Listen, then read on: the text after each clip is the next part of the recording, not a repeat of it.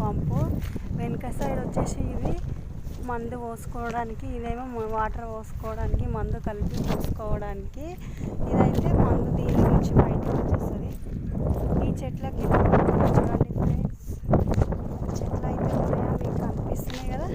చెట్లకు ఇలా పట్టాలి, పడితే గడ్డి అంతా చనిపోతుంది అన్నమాట. గడ్డి చచ్చిపోయిన తర్వాత ఇక కూలర్లో పెట్టి కూలర్తోటి కలిపిస్తాము.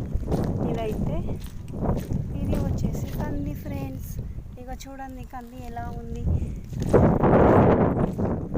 మీకైతే తెలిసిందే కదా ఫ్రెండ్స్ ఎలా ఉంటుందో.